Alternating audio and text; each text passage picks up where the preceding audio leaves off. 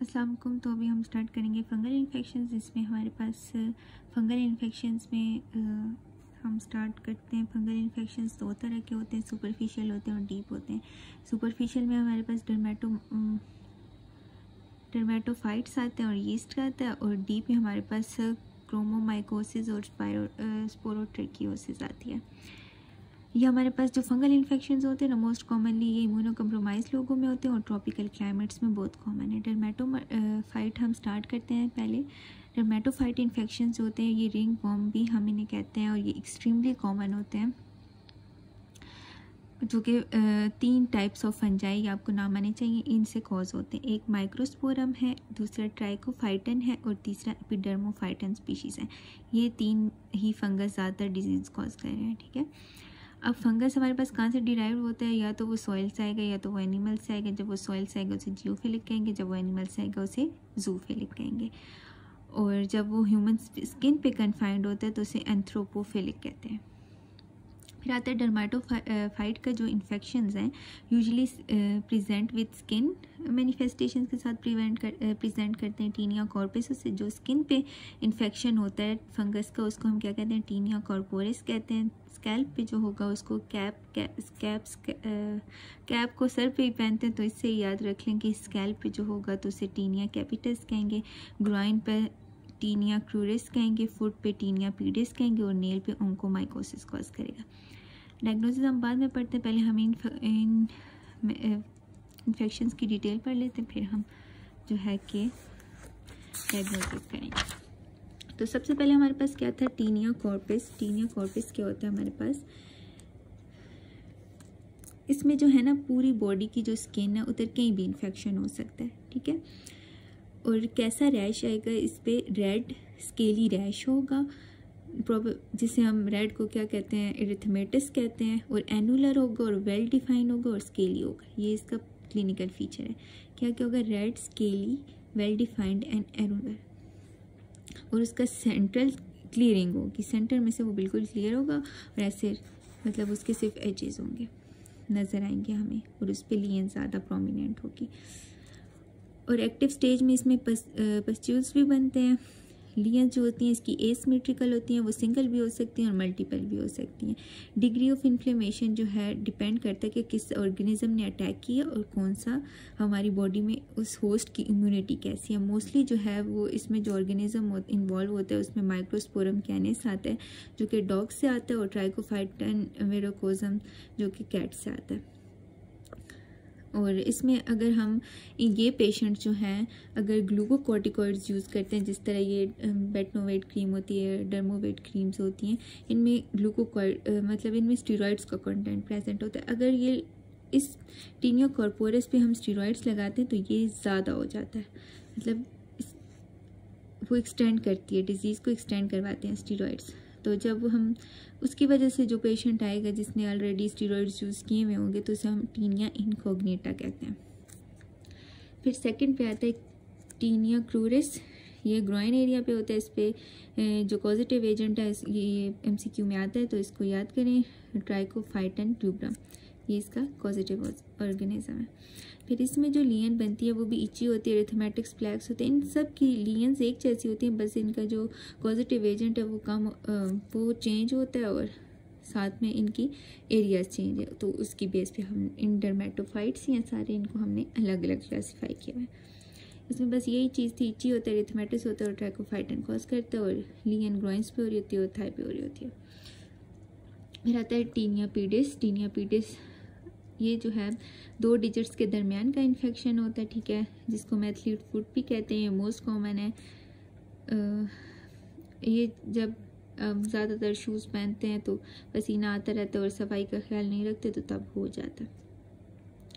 और ये जो है एंथ्रोपोफिलिक है, मतलब अपनी स्किन से डिराइव हुए जो फंगाई हैं वो कॉज करते हैं, जिसमें ट्राइकोफाइटन रूब्रम आता है, ट्राइकोफाइटन इंटरडिजिटाई और एपिडर्मोफाइटन आता है। ये भी इची रैश के साथ प्रेजेंट करेगा, टोस के दरमियान होगा, पीलिंग और फिशरिंग हुई भी होगी और मैसरेशन होगी। इन्वॉल्वमेंट ऑफ सोल और पाम भी हो सकते हैं इसमें, और स्केलिंग हुई भी होती है, कभी कभी इसमें वेजिकुलेशन और ब्लिस्टरिंग भी बनती है जब इसका ट्राइकोफाइटन मेंटा इस फंजाई से इन्फेक्शन हो। फिर आता है टीनिया कैपिटस, स्कैल्प का इन्फेक्शन है, ये मोस्ट कॉमन होता है चिल्ड्रन में। इसमें जिस एरिया पे अटैक होगा तो उधर इन्फ्लेमेशन होगी, स्केलिंग होगी, पस्ट्यूल्स होंगे और उधर से हेयर लॉस हो जाएगा। अब इसमें जो इन्फेक्शन होते हैं ना वो 2 टाइप्स का होता है, एंडोथ्रिक्स और एक्टोथ्रिक्स। एंडोथ्रिक्स जो है वो शैफ्ट के अंदर है, मतलब हेयर फॉलिकल की जो शैफ्ट होती है ना उसके अंदर रुका हुआ है, और ये टॉन्सिलेंस कॉज करता है। इसमें जो है जब वो एंडोथ्रिक्स, जब शैफ्ट के अंदर इन्फेक्शन होगा ना तो वो नीचे इन्फेक्शन हुआ है तो ऊपर से हेयर रिमूव हो जाएगा, तो हमें वो नीचे तो इन्फ्लेमेशन नज़र आ रही है और हमें ऐसे इन्फ्लेमेशन ऊपर से तो हेयर ब्रोक हो जाएगा तो हमें ब्लैक डॉट अपीयरेंस आएगी। Okay, tinea capitis endothrix. और एक्टोथ्रिक्स में तो शैफ्ट के ऊपर एरिया पे इन्फेक्शन होता है तो वो बाल भी नहीं टूटता और उस तरफ नज़र भी नहीं आता। और इसमें एक और फिर आता है हमारे पास infections are more inflammatory and can be identified by green fluorescence on wood light। जो हमारे पास एक्टोथ्रिक्स का इन्फेक्शन होता है ना, हम अगर इस पे ये जो फ्लोरेसेंस वुड लाइट है वो ये डालते हैं तो एंडोथ्रिक्स में तो वो फ्लोरेसेंस नहीं देती, लेकिन एक्टोथ्रिक्स में वो ग्रीन फ्लोरेसेंस देती है। बस आगे ये कुछ और ही लिखा हुआ है, बस छोड़ दें इसे। ओंकोमाइकोसिस हमारे पास नेल और नेल प्लेट का इन्फेक्शन होता है। ठीक है, इसमें कैसे नेल्स हो जाते हैं, येलो ब्राउन कलर के नेल्स हो जाते हैं, आपने अक्सर देखे भी होंगे लोगों के। उसमें पहले डिस्कलरेशन होती है, फिर वो टूट के गिर जाते हैं या सब अंगल हाइपर केराटोसिस साइट्स पे केराटोसिस हो जाती है। ये मोस्ट कॉमनली इन्वॉल्व होते हैं। फिर हम इसकी डायग्नोसिस करते हैं। हम कैसे डायग्नोस करते हैं, हम देख के क्लिनिकल फाइंडिंग से इसे प्रोबेबली डायग्नोस कर लेते हैं, और अगर स्किन स्क्रैपिंग करेंगे या हेयर प्लकिंग करके उसकी हम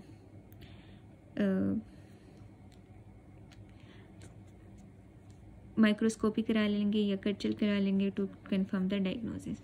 मैनेजमेंट में हम इसमें 3 टाइप्स की ड्रग्स देते हैं, एजोल्स देते हैं, ट्राई एजोल्स देते हैं और ट्राई एलेलामाइंस देते हैं। एजोल्स में हमारे पास 2 ड्रग्स आती हैं, कीटोकोनाजोल और माइकोनाजोल, और ट्राइएजोल्स में आइट्रोकोनाजोल और फ्लूकोकोनाजोल, एंड ट्राइएलेलामाइन में हमारे पास ग्लिस्कोफेल्विन आती है, टर्बिनाफिन आती है, मोस्ट कॉमनली जो हम फंगल स्किन इन्फेक्शंस के लिए यूज़ करते हैं। टॉपिकल में जो आती हैं हमारे पास वो टर्बिनाफिन और माइकोकोनाजोल आती हैं जो कि हम देते हैं, और सिस्टेमिक ट्रीटमेंट में हम टर्बिनाफिन, ग्लिसोफेल्विन और आइट्रोकोनाजोल देते हैं। जो कि अगर एक्सटेंसिव डिजीज़ है या स्कैल्प इन्वॉल्व हो रही है या नेल इन्वॉल्व हो रहे हैं तब हम सिर्फ सिस्टेमिक देते हैं, ऐसे हम टॉपिकल देते हैं। फिर कहता है कि fungistatic agent griseofulvin given orally is used for fungal infections of scalp and nails in children in the UK, as it is the only drug licensed for children।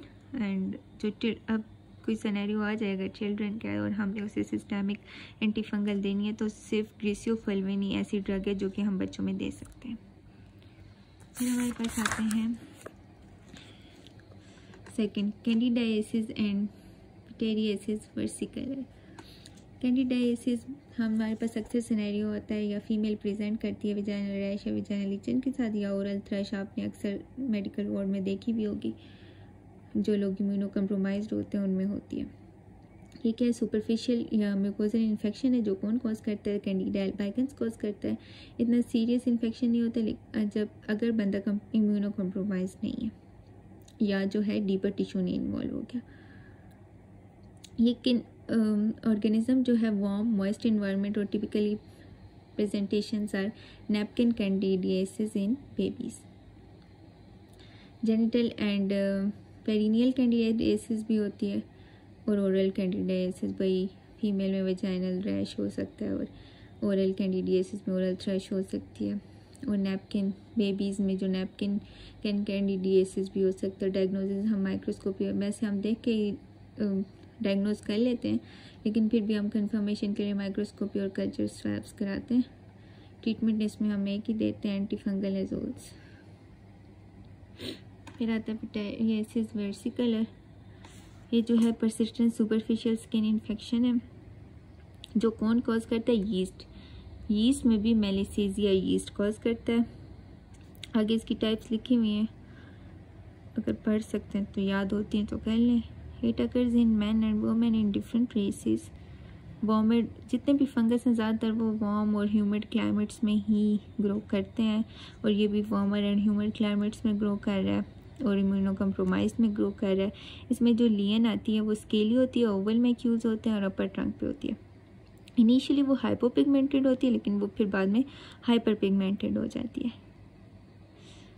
इसकी कंफर्मेशन हम कैसे करते हैं, माइक्रोस्कोपी करते हैं। स्किन स्क्रैपिंग लेके उसकी microscopy करेंगे तो हमें इस पर spaghetti and meat balls hyphae आएंगे।